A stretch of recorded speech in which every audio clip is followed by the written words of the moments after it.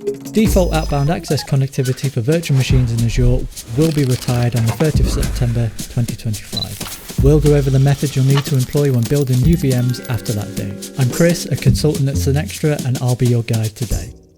In Azure, VMs that are created in a virtual network without a defined explicit outbound method are assigned a default public IP address. Simply put, if you create a virtual machine and put it in a VNet that doesn't have any routing configured, either using UDRs or vWAN routing intent, then it will be automatically given a default Azure assigned public IP address, and that enables internet connectivity. After the 30th of September, you will no longer be able to provision any new virtual machines without giving them an explicit outbound method. Existing virtual machines that use the implicit Azure assigned public IP will continue to work after the retirement. However, it's strongly recommended that you transition away from this. Now, there are a number of reasons for this. The public IP assigned for default outbound access can and will change from time to time. And this can impact your workloads, especially if you're connecting to or receiving connections from external sources that might employ whitelisting or otherwise require a consistent public IP from your side. This also means that it's harder to trace outbound activity back to your virtual machines for things like auditing and security monitoring. But I think that the main issue is that you lack control over how your virtual machines are connecting to the internet. Now, obviously things like NSGs exist and can offer some protection, but at scale, this simply isn't manageable. Ultimately, default outbound access is just not secure. So with that understanding, now let's take a look at the explicit outbound connectivity methods that are available to us. Okay, so as you can see, we have our VNet, VM, internet, and public IP.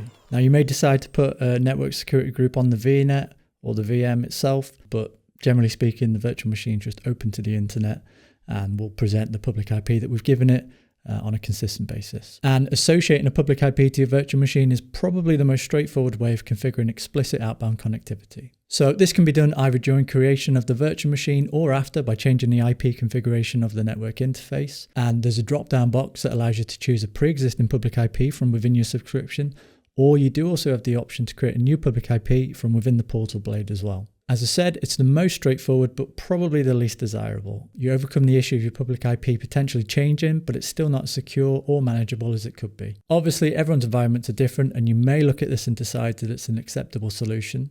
But typically, and especially with the organizations that we work with, it's not appropriate from a security or operational perspective.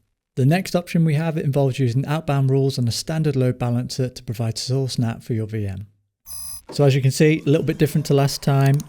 We do still have the VNet, but now instead of a single virtual machine, we've got a bunch of them in a back-end pool, and that's sat behind a public load balancer, which has a public IP on the front of it, and that essentially NATs all the traffic from the virtual machines to the internet to present a single public IP from the private network. Now, the outbound rules do give you quite a lot of flexibility and control around how NAT is applied for outbound connections. You can even go as far as assigning multiple public IPs to your load balancer and control which virtual machines translate to which public IPs. But when it comes to security, you're still reliant on network security groups to control the destinations that a virtual machine can reach on the internet. Interestingly, as soon as you place a virtual machine in the back-end pool of an Azure load balancer, the default outbound public IP address is disabled if it's in use. And this is even if you don't have outbound rules configured. It's also worth noting that if you have assigned an instance level public IP to a VM behind a load balancer, outbound rules won't be followed, and the public IP assigned to the virtual network interface of the VM basically takes precedence.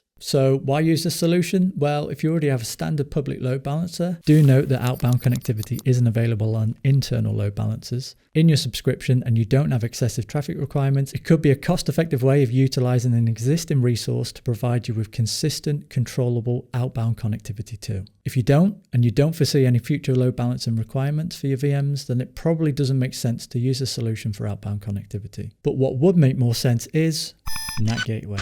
NAT Gateway is a fully managed, highly resilient network address translation service, and as the name suggests, it lets all instances in a private subnet connect outbound to the internet.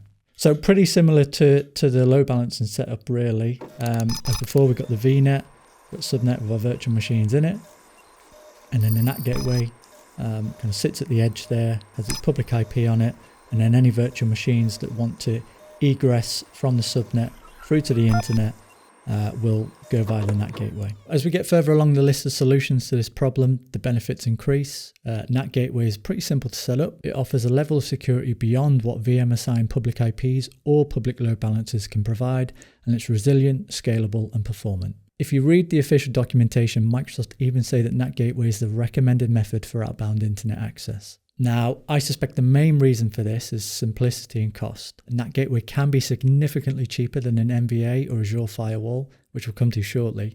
And in terms of configuration, it's very straightforward. As soon as you deploy a NAT Gateway into your subnet, it'll override the default route to ensure that all outbound traffic egresses via the gateway. Even if you have UDRs in place, it will take precedence over anything that you have in there. And this essentially means that you don't need to implement any special routing configurations in order to use it. You just drop it in place and it will do its thing. If you do have a larger or slightly more complicated networking setup in Azure, you can even drop a single NAT gateway into a hub VNet to serve resources in different spokes. There's a bit more setup involved in this, but it is possible. One important thing to note, NAT Gateway unfortunately isn't supported in a secured virtual WAN. So if you currently utilize vWAN or you want to adhere to zero trust principles and really lock down outbound access in a more manageable way, you may instead want to consider an Azure Firewall or virtual appliance. So here we have an Azure Firewall or network virtual appliance, depending on what you fancy using. We also have VNets, multiple of them, and then a hub that the Azure Firewall or MVA sits in. So as you can see, the virtual machines, they reside in the spoke VNets. This doesn't necessarily need to be hub and spoke.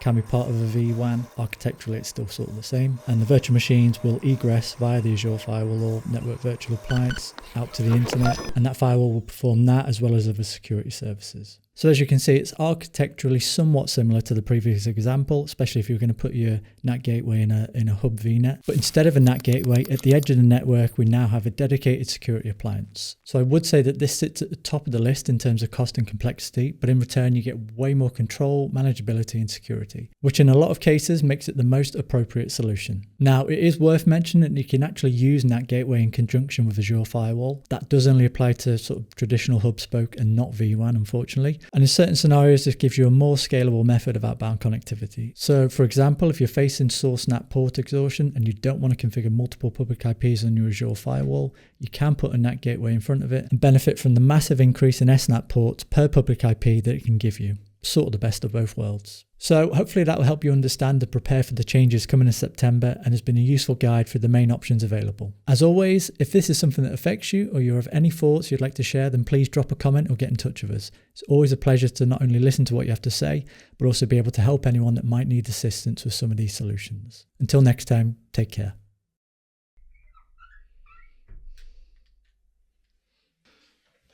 Clouds, I hate drawing them. Looks more like a tree.